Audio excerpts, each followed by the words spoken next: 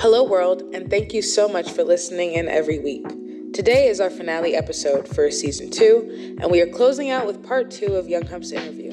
Make sure to check out our specially curated playlist on Spotify with all recommended music from the show, and make sure to sign up for our mailing list on BDP.one. Starting this episode off with a favorite, Therapy Music by Logic. All right, let's get into part 2 of our season finale. My name is Time Journey, and this is the House of Legacy.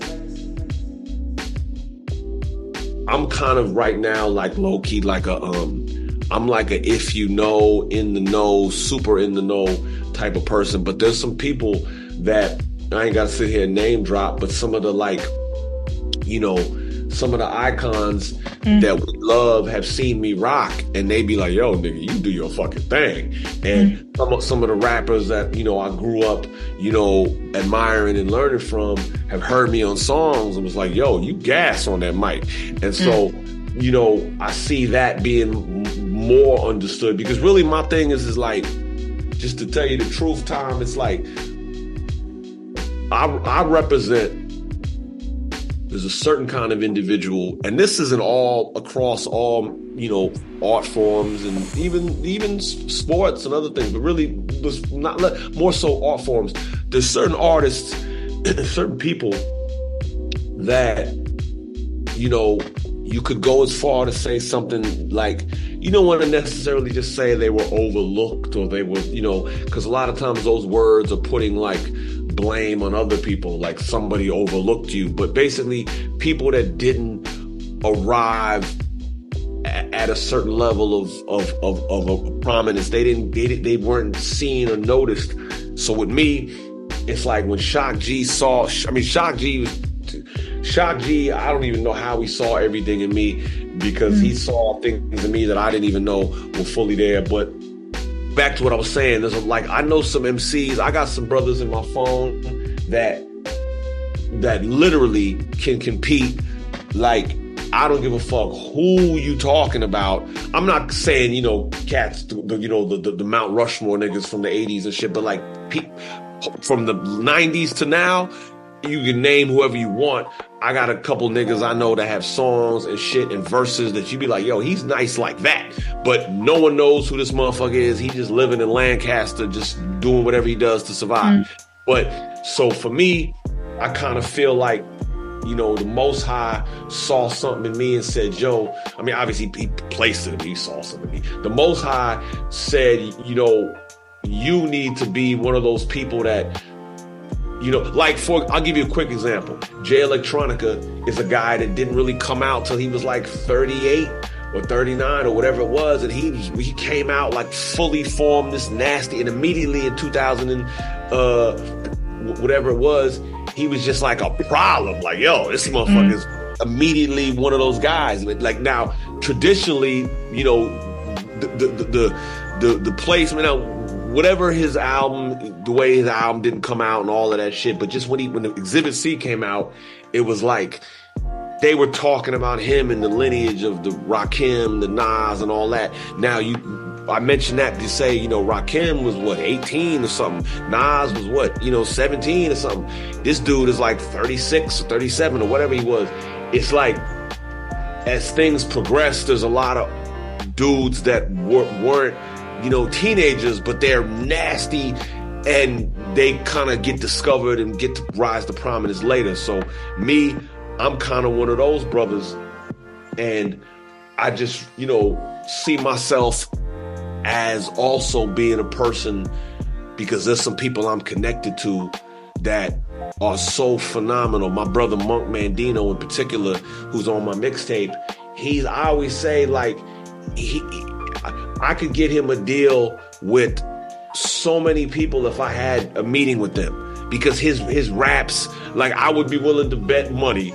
I would literally be willing to bet money that if you sat me down with the Shady Aftermath team, if I had 20 minutes with them, I could get this man a deal. I don't think they would sign me because I don't do what they do. But my man Monk Mandino, he talks that spicy, extra crazy shit.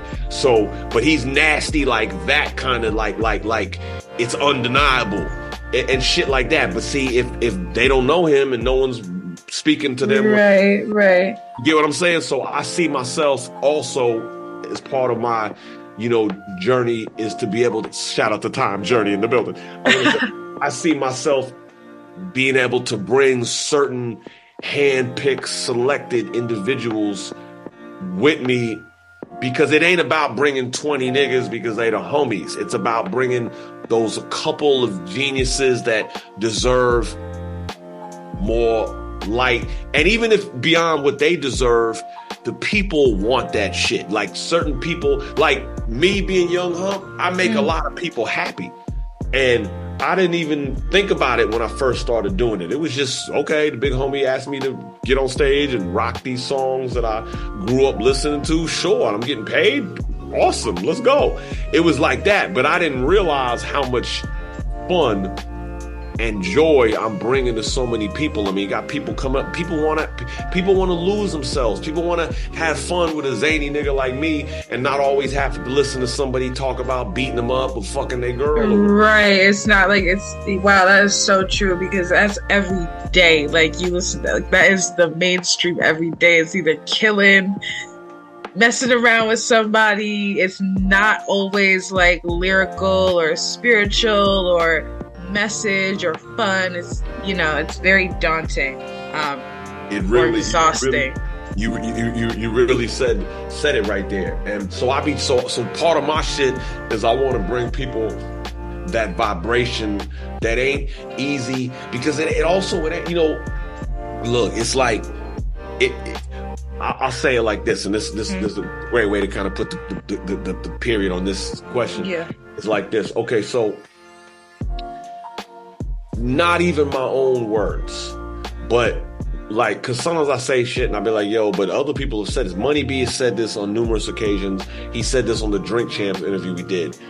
He said it to some degree. He said it in another interview even more elaborately, but he basically said, like, the thing with, Shock G was Humpty Hump, but when you perform live, he had to have somebody else be Humpty Hump because he's being Shock G.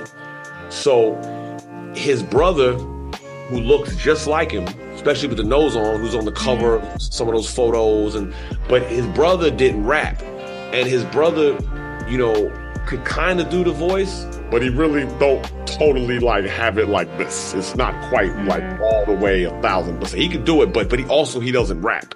So right. Like, and people be thinking rapping is easy, but when you on stage moving around and you gotta say some shit like, oh yes, ladies, I'm really being sincere, because in the 69 my Humpty nose will tickle your rear. My nose is big. That's not easy for anybody to just do. It takes some skill. So throughout the years, I'm the 7th Hump. But the thing about it is of the 6 other people, well, the Shock, okay, but his brother didn't really tour with them extensively. He did some things here and there, but he did all like the video shoots, the magazine covers, stuff like that. Yeah, I got you. But the other people that did it like once or 2 times, a handful of times. But basically, what I'm building all this up to say is that you need to have a person that's tall and skinny. They have to be light-skinned. They have to be able to do the voice. They have to be able to rap. And they have to have the charisma and the sense of humor. That's the 5 power points you have to have. So some of the dudes that did the hump ain't the right complexion. They couldn't voice. They might not have the charisma, so they standing there with the nose on, but they don't have the, like, put a mic in their hand. And I'm a fucking stand-up comedian. I'm like fully prepared to, that shit. So all that to say, saying all that to say, the way it took all those things, and as Money B said, I was the first guy that could do all of it, right? All the components.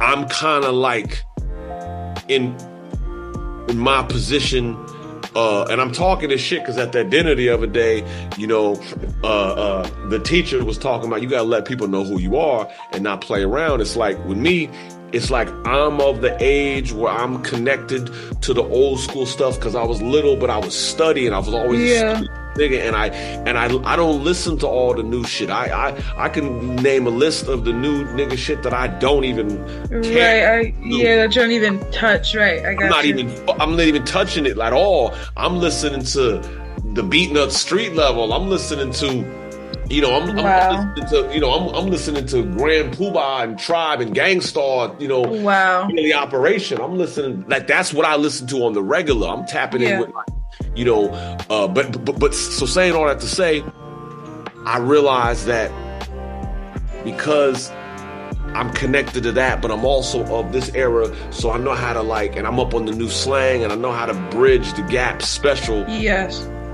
You're talking about performance, and I feel like a lot of new MCs, rappers don't care about their performance, So what is some if there is any tips or anything that a young MC could use when it comes to performing on stage and bringing out that charisma and character? That's a fabulous question, and it's an honor to answer it. Okay. Well, it's a couple things. Okay. First of all, never under any circumstance rap over your verse. Now, people say don't rap over your vocals. My thing is, if the chorus, that's fine. I don't recommend it at all. I personally think it's kind of not really that tight. But if motherfuckers have a big chorus and the chorus got a lot of parts going on and shit like that, then that's okay. That's acceptable. But it's not acceptable when a motherfucker's rapping over their verse. And so a lot of people, they playing this song and they rapping over it, and the verse, I'm like, yo, that shit is fucking trash. You know what I mean? Some motherfuckers I really love do that shit. That shit is just trash, because it's yo, you supposed to show people. It's whack. I go down a rabbit hole talking about but so don't rap over your verse. And for the hook, really should have the shit sometimes people have the TV tracks where it'd be the ad libs. I'm not really big on that unless the ad lib is a crazy ad lib that's something that's super let's just say, for example, in the middle of the rap, there's a fucking a sound that the dude did on stage. That shit takes a lot of breath, and you could just catch your breath real quick. You could leave that on the track, but when cats are doubling the shit, that shit ain't. I don't like that. I think it's weak, and it Okay, so that's the first thing. Gotcha. Get that out the way. But really, you have to remember you're an entertainer.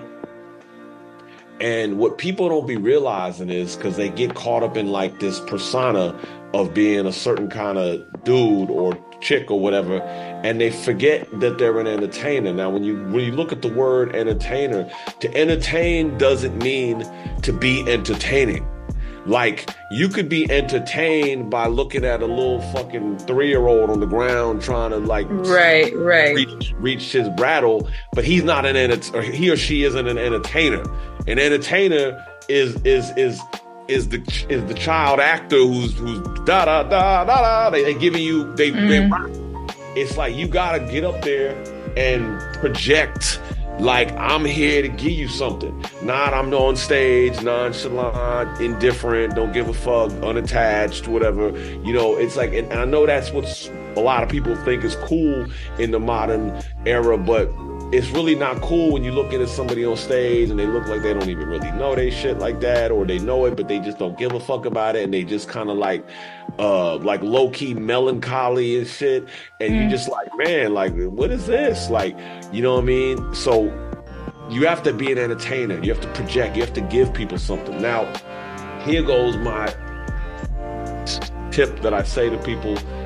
I was just talking to the homie recently who had his first show recently. He's not a young dude, but he kind of got into the rap seriously late, and he's making moves, and so he had his first show. But he had a show on a bill with some heavyweights. Was on the bill. He went on earlier, obviously, but he had a show with some heavyweights. And I told him this, which is what I tell everybody. I say, listen, when you get on the stage, you're gonna feel some kind of nervous energy or whatever. You might be fucking petrified before you get on stage. Yeah, I know you a live nigga and you fucking nigga up and you might shoot somebody if you have to, but like on stage you scared, right? Like motherfuckers that won't be scared of no shit, but they, motherfuckers that ain't scared of street shit, but they scared, because it's human shit, it's right. So what I tell them is I say, look, people are gonna tell you when you get on stage, you might hear, imagine everybody is naked. They say that, like some shit like that. And I've tried that and it helps a little bit, but not enough.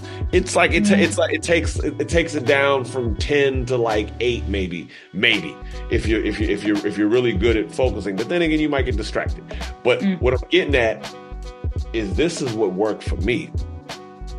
Because when I first got on stage, I'm gonna tell you, Tom, when I first got on stage, I was nervous than a motherfucker, and I mean petrified. And I did a show with my boys. I'm in this group. We was in a 5-man group, and the one dude, it was basically he had moved to LA, so he had brought the group idea and the concept. So we kind of joined his group. Like he was longtime friends with one dude, and then he brought me in. So I didn't really know this dude like that. That's what I'm getting at. He wasn't really my boy. It was like my boys. It was one of my, if I had 3 friends, one of my boys grew up with him. So I'm fucking with him. So now I'm in the group. So I don't really know him like that. So we rock, and I'm just on stage, just stiff, nervous, whatever. After the show, we go backstage, and he walks up to me and goes, "Yo, bro, I got to be honest with you, man. I didn't really feel comfortable being on stage with you, bro. You got to get that shit together or this ain't going to work out." And that shit killed me. Like that shit literally killed me. Like I could say that's top 5 things that shit fucking killed me. And I had to dig deep into my soul. And what I realized was the key later was when you get on the stage, the mistake is in the early phases. My opinion, is when you get on stage, if you looking at the crowd and you getting caught up in their energy, and especially now, and especially if you rocking in a city that's either a kind of like stiff city, or you got like a crowd of motherfuckers that are too cool for school. Because see, this is the thing. You can have a crowd full of just people that are just happy to be out the house, and they just looking at you smiling like, "Hey, okay, what's up?" But if you have a crowd that's stiff, and you looking at a stiff crowd, I've seen motherfuckers that are dope rock, and I've been there before, you dope, and the crowd is so stiff, they just like, motherfuckers are numb, and they're just looking like whatever. They're not really moving, and it fucked the performer up, because they're like, yo, that's why every once in a while you'll see footage of like one of the greats on stage, like, what the fuck, y'all? What y'all doing? Like, because the crowd is like stiff. So if you looking at the crowd and kind of getting caught up in their mannerisms and their little temperature or whatever, your shit is subject to be brought down. But if you lock into your music and how much you like your shit, you will never fall. So my thing is I zone into my shit. Like I tell people, I say, when you get on, so to really get to the answer, the main answer to the question is for all the people out there, young or old, whatever, anybody who's trying to get it together on stage, when you stand in there, instead of looking at the crowd and looking for what you want to inspire you from them, look behind you into the music coming out of your speakers and in your chest, and concentrate on how much you like your shit and groove to your shit. Like, yo, my shit go crazy, man. Nigga, I'm nice. Nigga, but when you get into that zone, that's gonna empower you. And then you looking at the crowd like, yo, let me let these motherfuckers know what time it is.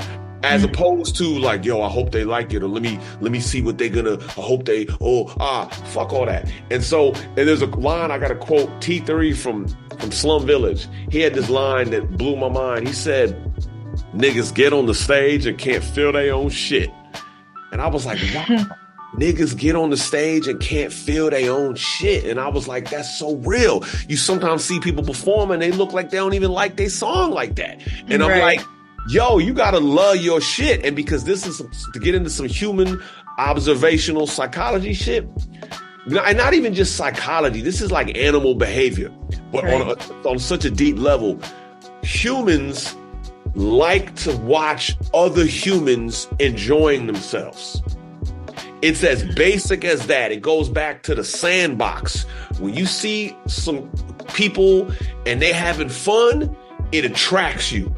It magnetizes you. It's just a basic human quality. So when you see the nigga on stage that look disgruntled, he look like he ain't sure what he's doing, he's not really feeling it, how the fuck is you gonna feel it? But I'll give you a perfect example. I know you've experienced this before.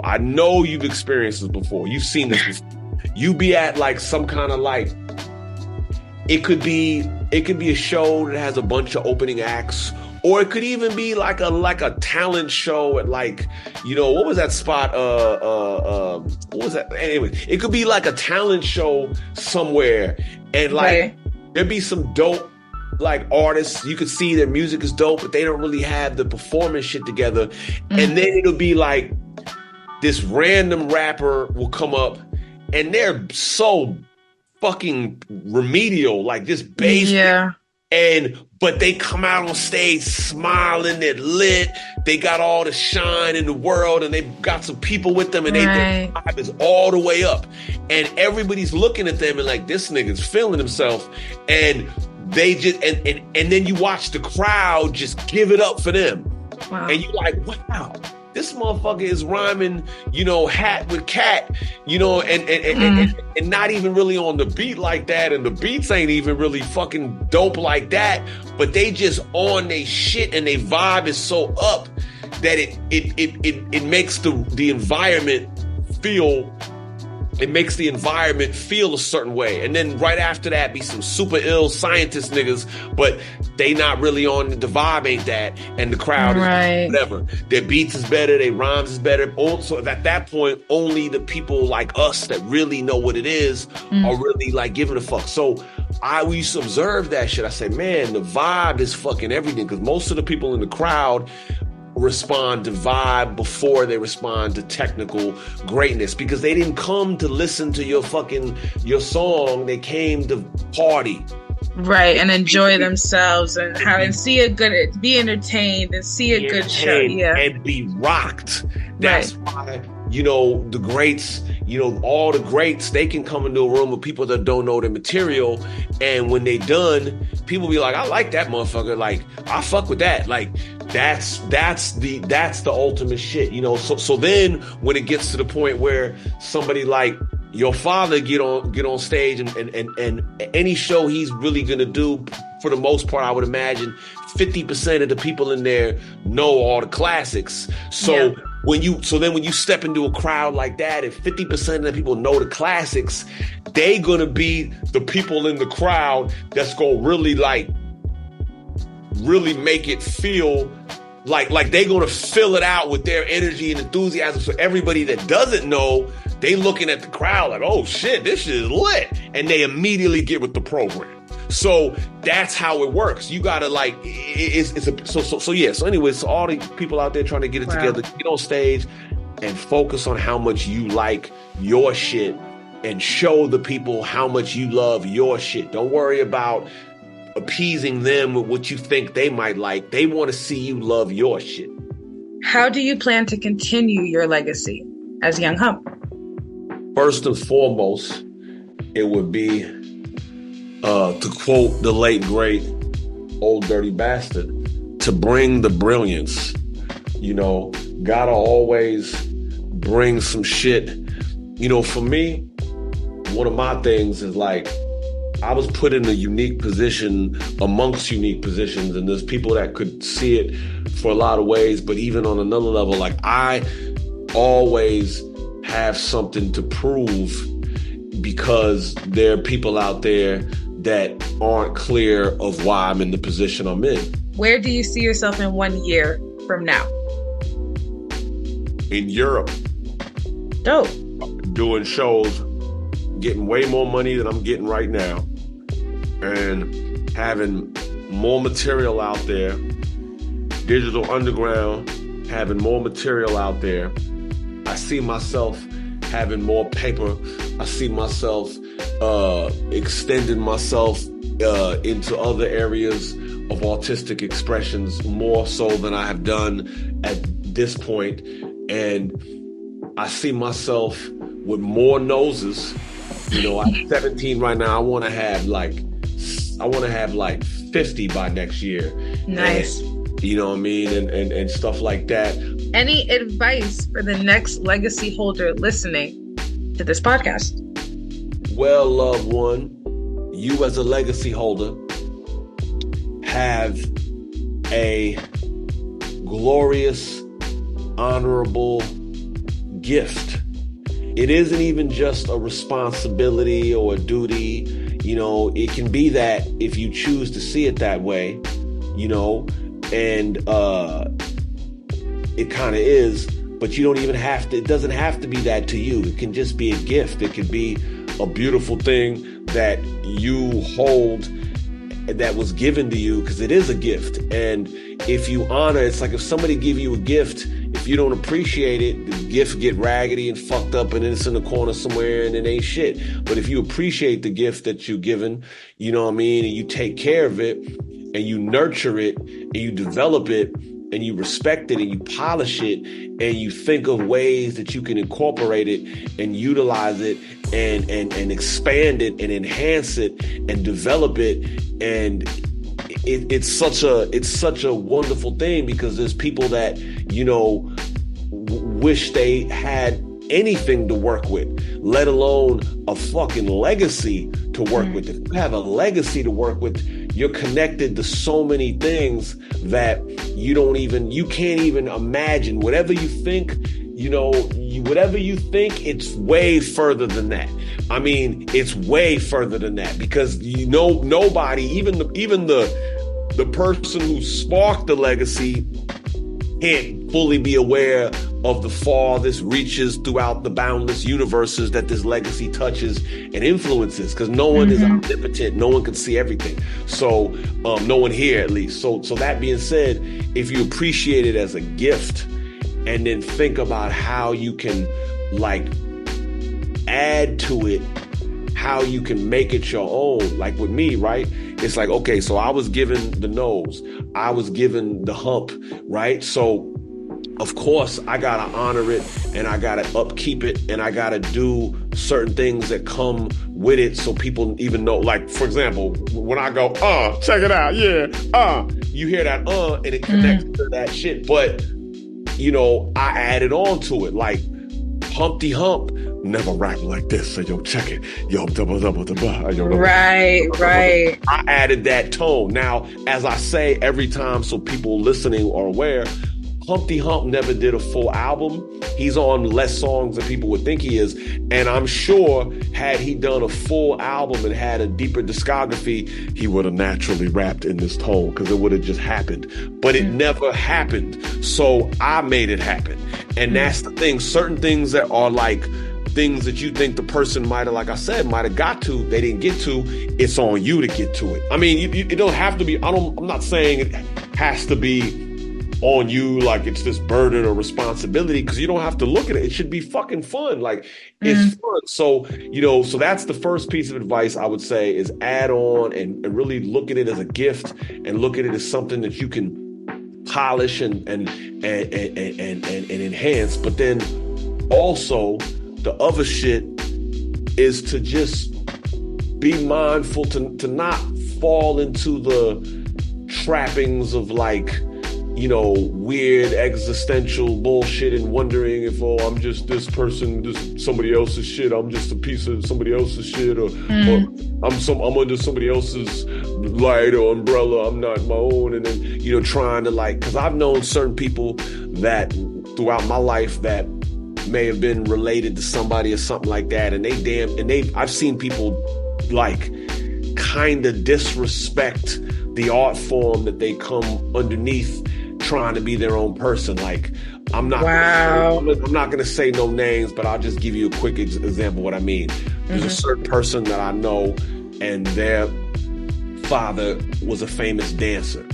And I remember somebody asked them if they were a dancer, And the motherfucker's like, I ain't no motherfucking dancer. I ain't no fucking Oh my God. And I'm sitting there like, nigga, your father is one of the most famous dancers that ever lived. How could you say it like that? So, so the legacy holder just has to be mindful. That's really, I think if I had to put it into one thing, the legacy holder has to be mindful of their unique position as a legacy holder